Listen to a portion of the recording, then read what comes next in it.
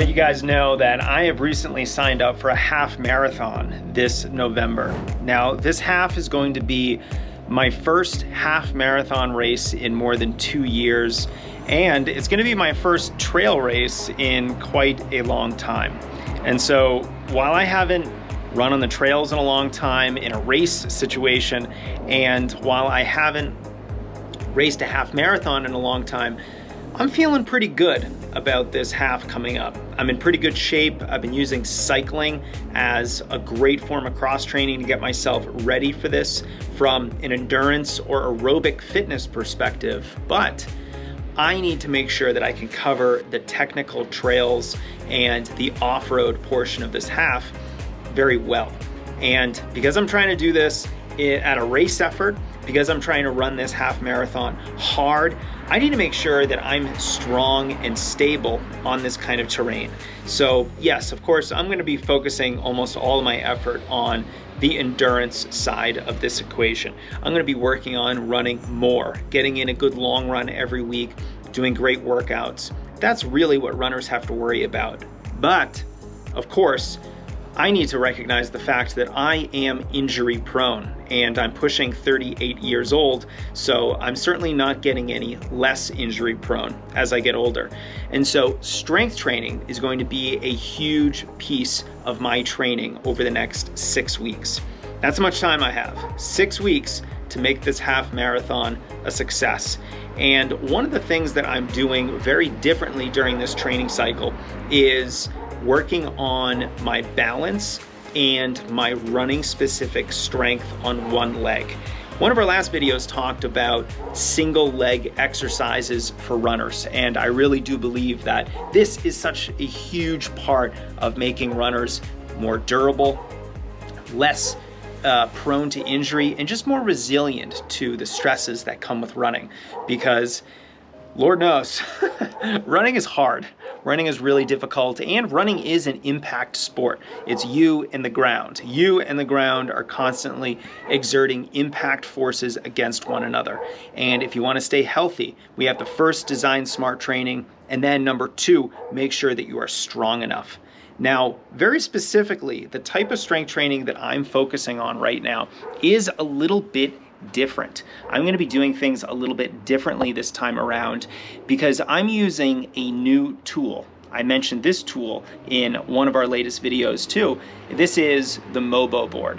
The Mobo board is a really fascinating piece of equipment. It was created by a podcast guest, Jay Deshary. He's a doctor of physical therapy, and he works with quite a few elite runners on keeping them healthy, keeping them strong, and making sure that they can really focus on their performances.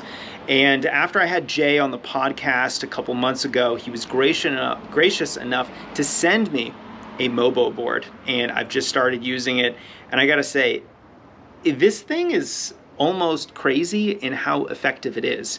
It's one of those things where after you're done using it, you're more tired than you feel like you should be, and it feels like you have really almost gone to the auto body shop for your body. It is like bringing your car in for a tune-up. You just feel like you run a little bit more smoother. You feel like you've shaken out the cobwebs for your legs. And that's what I feel like after I've spent just 5 minutes on the Mobo board. Now, truth be told, I just filmed some exercises before I filmed this portion of the video.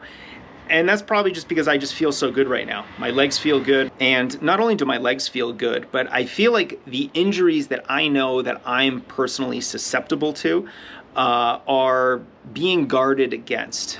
I know for me, my left leg is not my strongest leg, and I certainly favor my right leg.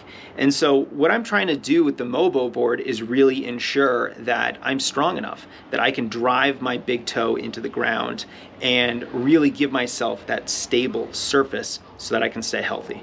So because of my own personal shortcomings as an athlete, I really think the Mobo board is going to help me not just have a strong half marathon coming up in a few weeks, but also to stay healthy and really to prevent any injuries along the way, because I'm really dialing up the total workload of my training and I want to make sure that I stay healthy. So what I'm going to be doing is focusing on 5 core exercises that I'm going to be using the Mobo board for. And I'm gonna go inside. I'm gonna go in my living room and demonstrate these exercises for you. The first exercise is called foot rocks, where you stand on the board and you gently rock your foot from the heel to the big toe. This is a great introductory exercise and it really gives you a feel for the board. The next exercise is the overhead press. Here, I'm lifting a 15-pound weight above my head while alternating between my right and left arms. And my goal is to keep the Mobo board level and stable as I'm doing so. The next exercise is the star squat. Here, I'm not actually technically doing a star squat because what this should include is 3 mini squats with my leg going out in front of me, to the side, and then behind me. But as you can see, there's a big chest behind me, so I'm just going out forward and to the side. The next exercise is the weighted tippy bird, which is essentially a one-legged deadlift, and I'm holding a 15-pound weight to give myself a little bit of extra resistance.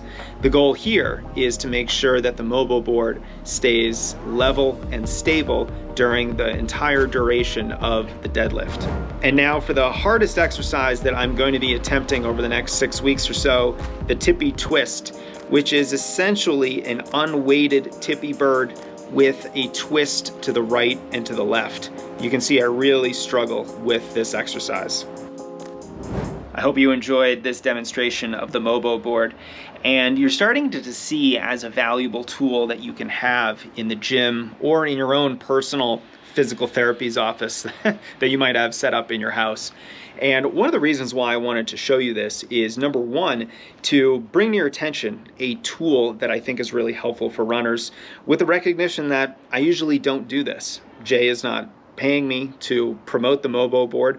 I'm just showing it to you because I'm finding it extraordinarily helpful for myself personally, and I wanted to pass that off to you. Now, I think one of the reasons why the Mobo board works so well is that it is fairly simple. I mean, we are talking about a sheet of bamboo with some rockers that you put into it. It's a very simple tool, but I think therein lies how unique it is. And one of the reasons why it's so effective is because of its simplicity. And what it allows you to do is really focus on a very specific movement that runners have to be good at. And that's this concept of driving your big toe into the ground to give yourself a stable surface. Because the more power, the more force you can drive through your big toe, the faster your stride is going to be, the faster you're going to be able to run, and the stronger your stride is going to be. I love that the Mobo board works so well because it really provides you with guardrails. Guardrails around the kinetic chain, that proper sequencing of how your muscles fire. And if you can get that firing sequence down right, if you can really practice that, you're going to be a better runner, because that is the communication pathway between your brain and your muscles. You are reinforcing that proper firing sequence of muscles, and that simplicity is what makes the Mobo board much more unique than some of the other tools that are out there on the market. Now, a lot of runners might be asking themselves, well, aren't you always talking about heavy lifting? What does this have to do with heavier weightlifting in the gym and that sort of strength training? Well, they're obviously both helpful, and they're done for slightly different reasons. Heavy strength training in the gym will better reinforce those same muscle firing sequences so that you're becoming more efficient, you're working on your running economy through lifting heavier weights. But what I love about the Mobo board is that it's a little bit more specific, and instead of focusing a bit more on performance and really helping you become an efficient runner through developing more power and improving running economy, it really helps you build competency, and it really helps improve that neuromuscular pathway between your brain and your muscles. So it's a bit more rehabilitative. And so if you're someone who maybe has a ground contact time asymmetry. So in other words, if you're looking at your smartwatch and you're finding that maybe 47% of the time you're on your left leg and 53% of the time you're on your right leg, guess what? That's an asymmetry. The Mobo board is a tool that can help with that kind of problem. And if you are a runner who's very injury prone and your injuries typically happen on one leg, like me, my left leg, then this is one of those tools that is really going to help refine your single leg strength exercises. So I'm going to put some resources under this video for you to go deeper down the rabbit hole. You can check out the Mobo board. You can check out that conversation I had with its creator, Jay Deshary. You can check out our recent video about single leg exercises and even our strength routine that focuses exclusively on single leg exercises. And here's hoping I get a little better at these exercises over the next 6 weeks.